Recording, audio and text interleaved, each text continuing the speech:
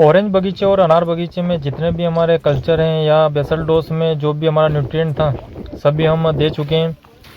उसके अलावा जैसा कि हम कहते हैं कि हमारे पास कोई भी अगर एक्स्ट्रा चीज़ है तो हम वो भी डाल देते हैं। तो स्टोर रूम में हमारा कुछ जिप्सम जो है बचा हुआ था वंडर अर्थ का, तो उस जिप्सम का भी प्रयोग हम थोड़ी थोड़ी मात्रा में जो है ऑरेंज बगीचे में और अनार बगीचे में प्रयोग कर रहे हैं। तो ये कंपलसरी नहीं है, ये हमारे स्टोर रूम में पिछले साल का आप देख सकते हैं कि बहुत सारे जो हैं हमने जिप्सम के बैग जो हैं वो अनार बगीचे और ऑरेंज बगीचे के लिए प्रयोग किए थे। हमारे पुराने वीडियो देख सकते हैं आप कि किस प्रकार से हमने 10 साल के ऑरेंज बगीचे में और 5 साल के ऑरेंज बगीचे में और अनार बगीचे में किस प्रकार से जिप्सम का प्रयोग किया था।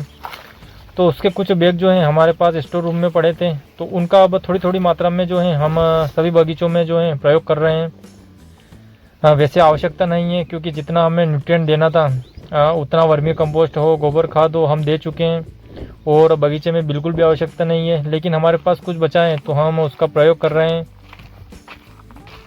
पूरे साल भर में आप कई प्रकार के न्यूट्रिएंट का प्रयोग करते हैं, तो उसमें जो है कुछ कुछ मात्राएं हर प्रकार के न्यूट्रिएंट की बची हुई होती हैं, तो उसका प्रयोग जो है आप कर सकते हैं। तो हम जो है हमेशा कुछ न कुछ हमारे पास बचा हुआ रहता है, तो वो एक्स्ट्रा हम डालते रहते हैं।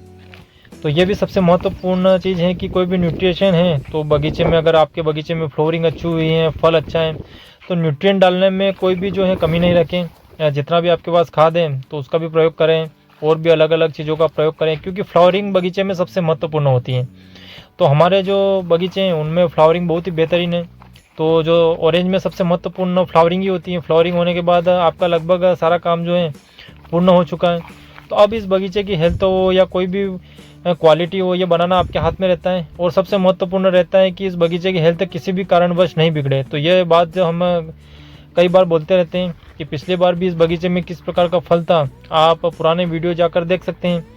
तो उसके बाद हमने किस किस प्रकार से जो है क्या क्या ट्रीटमेंट किया, किस प्रकार से जीवामृत दिया, तो आप हमारे पुराने वीडियो देखोगे तो आपको लगेगा कि ये बगीचा किस प्रकार का था, अभी किस प्रकार का है, आने वाले समय में किस प्रकार का होगा। तो इसका सबसे महत्वपूर्ण योगदान यही रहता है कि आप इस बगीचे में किस प्रकार से न्यूट्रिएंट देते हैं, उसका इफेक्ट जो है आपके पौधों पर दिखता है। तो जिस प्रकार से हमने शुरुआत की थी कि पहले हम 200 लीटर के बैरल में जीवामृत बना रहे थे, उसके बाद फिर हमने जो है 1000 लीटर का जो सेटअप था, आप पुराने वीडियो में देख सकते हैं कि किस प्रकार से हमने उसमें 1000 लीटर जीवामृत तैयार किया। और उसका जब भी हम फ्लड के द्वारा पानी देते थे तो किस प्रकार से हम उस जीवामृत को देते थे। और उसके साथ जो भी हमारे गोकपामृतम हो और भी बहुत सारे कल्चर हम दे रहे थे, तो उसका जो है इफेक्ट इस बगीचे में पूरा आपको दिख रहा है कि कितना बेहतरीन और वेल मेंटेन बगीचा है। इसकी आप कैनोपी देख सकते हैं, इसकी हेल्थ देख सकते हैं कि पौधों पर किस प्रकार का फल था। उसके बावजूद जो है बीच में फिर हमने इसको स्ट्रेस दिया, तो स्ट्रेस देने के बाद जो है फिर इस प्रकार की हेल्थ है। और फ्लावरिंग बहुत ही बेहतरीन है इस बगीचे ने मेंटेन की। और बगीचा जो है वो भी बहुत ही लेट हार्वेस्ट हुआ था। ये भी सबसे महत्वपूर्ण है कि हमेशा जो है आपका बगीचा जल्दी हार्वेस्ट हो जाता है तो उसे कुछ समय जो है रिकवर होने में लग जाते हैं। लेकिन इस बार जो है हमारा बगीचा ही बहुत लेट जो है हार्वेस्ट हुआ, तो ज़्यादा समय इसको नहीं मिला और ज़्यादा पानी भी हम नहीं दे पाए इसको, क्योंकि फिर स्ट्रेस पर इसे छोड़ना था। तो ये सब जो जीवामृत और जो भी हमने कल्चर दिया या न्यूट्रिएंट दिए, तो उसके कारण अब बगीचे की हेल्थ जो है बहुत ही शानदार रही, क्योंकि इस पर स्ट्रेस नहीं पड़ा। जैसा कि हम कहते हैं कि बगीचे में अगर फल हैं तो अगर हम नीचे से उसको न्यूट्रिएंट देते रहेंगे तो जो फल है वो बिल्कुल तने में से उसको खींचेगा नहीं, जिसके कारण हमारे पौधे की हेल्थ नहीं बिगड़ेगी। तो जितना भी न्यूट्रिएंट हम हो सका हम नीचे से देते रहें, तो पौधों में जो है किसी भी प्रकार का तनाव नहीं रहा और जितना भी न्यूट्रिएंट फल को चाहिए था वो नीचे से मिलता रहा। तो पौधे के नीचे जो है हमेशा न्यूट्रिएंट एक्स्ट्रा रहना चाहिए और जो तने में स्टोरेज रहता है उस स्टोरेज को हमेशा बना हुआ ही रहना चाहिए, उस स्टोरेज को ख़त्म नहीं होना चाहिए। तो ये सारी चीज़ें जो हैं एक बगीचे के लिए महत्वपूर्ण भूमिका निभाती हैं। इस कारण जो है हम इन बगीचों में किसी भी प्रकार की कोई भी जो है कमी नहीं रखेंगे। इसीलिए ऑरेंज बगीचे के बाद जो है हम अनार बगीचे में भी जो है जो बचा हुआ हमारा जिप्सम है कुछ कुछ मात्रा उसमें भी हम डालेंगे, जिससे कि बहुत ही बेहतरीन रिजल्ट जो है इनका हमें मिल सके। तो ऑरेंज बगीचे में जिप्सम डालने के बाद अब हम अनार बगीचे में जो है जिप्सम डालेंगे। तो इसकी मात्रा कम डालेंगे, क्योंकि जितनी मात्रा हमें डालनी थी पिछले साल हम डाल चुके हैं। उसके बाद बीच में आपको गैप देना होती है, ज़्यादा आवश्यकता नहीं होती है, लेकिन हमारा था तो इस कारण हम थोड़ा थोड़ा जो डाल रहे हैं, जिससे कि बहुत ही बेहतरीन रहेगा।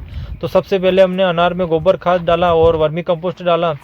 उसके बाद फिर हमारा एक्स्ट्रा वर्मी कंपोस्ट भी बचा हुआ था तो वो भी हमने डाल दिया है। और फिर हमें जिप्सम की कुछ मात्रा और हमारे पास थी तो जिप्सम भी हमने ऊपर कुछ डाल दिया है। तो इस प्रकार से हम कह सकते हैं कि सभी बगीचों में न्यूट्रिएंट की किसी भी प्रकार की कोई भी कमी नहीं है। अनार बगीचे में भी डबल बार जो है वर्मी कंपोस्ट डल चुका है, गोबर खाद डल चुका है और अब जो जिप्सम है ये भी डल रहा है। तो बहुत ही बेहतरीन जो है पोषण इन पौधों को मिलेगा और इसका रिजल्ट जो है आप बिल्कुल फ्लावरिंग में देखेंगे। जितनी हमें उम्मीद है कि बहुत ही बेहतरीन फ्लावरिंग होगी, चाहे इस पर पिछले साल भी बहुत ही बेहतरीन फल था, उसके बावजूद जिन हिसाब से हमने पौधे में जो है न्यूट्रिएंट दिया है उस हिसाब से हम कह सकते हैं कि बहुत ही बेहतरीन फ्लावरिंग जो है ये मेंटेन करेगा। तो जिनको इसके बारे में अनुभव नहीं है उनको अभी पौधों पर फ्लावरिंग दिख रही होगी, लेकिन ये फ्लावरिंग किसी काम की नहीं है। जब हम फ्लोरिंग के लिए जो है इथेनॉल करेंगे तब जो है उसके बाद क्या रिजल्ट मिलता है, पौधों पर किस प्रकार की फ्लोरिंग जो है पौधा मेंटेन करता है, वो सबसे महत्वपूर्ण रहेगा। इसके बाद दोस्तों अभी जो है अभी तो हम फिलहाल जो हमारे कल्चर है उनको अभी हम स्टॉप करेंगे, उनको अभी हम नहीं डालेंगे। कुछ समय बाद जो है इनका प्रयोग हम करेंगे। तो बीच में हमने कुछ बार दिया और उसके बाद अभी हम थोड़ा टाइम तक जो है रुकेंगे। उसके बाद फिर हमारे जो कल्चर बनाने की प्रक्रिया है और बगीचे में देने की प्रक्रिया है हम शुरुआत करेंगे। और जो नया जीवामृत है उसके अलावा जो हमारा पुराना नॉर्मल जीवामृत है उसका भी सेटअप बिल्कुल जो 1000 लीटर वाला है वो भी हम निरंतर जो है बनाते रहेंगे, उसको हम बिल्कुल भी कम नहीं करेंगे। चाहे हमारे पास कौन सा भी कल्चर आ जाए या कौन सा भी जीवामृत आ जाए, लेकिन जो नॉर्मल वाला जीवामृत है उसको हम हमेशा जो है बनाते रहेंगे। और उसकी भी कुछ अलग प्रक्रिया भी है, वो भी हम आपको बताएंगे कि किस प्रकार से आप जो है जीवामृत का प्रयोग कर सकते हैं। क्योंकि जैसे नाम से ही है कि जीवामृत वो पौधों को जो है एक नई जो है जीवन देता है। बगीचों में पोषण देने का हमारा जो कार्य है वो हम 100% करते हैं और एक्स्ट्रा भी हम जो है बहुत ही बेहतरीन पोषण देते हैं। उसके बावजूद अगर कभी किसी कारणवश अगर फ्लावरिंग नहीं होती है या कुछ प्रॉब्लम आती है तो उसका जो है हमें कोई अफसोस नहीं रहता है, लेकिन हम जो कर सकते थे और नहीं कर पाए तो वो सबसे महत्वपूर्ण रहता है। इस कारण बगीचे में तो अभी तक हमने जो भी हम कर सकते थे वो सब किया और उससे बेहतर ही किया और इस बार जो है और भी हम बेहतर करने का जो है प्रयास करते रहेंगे।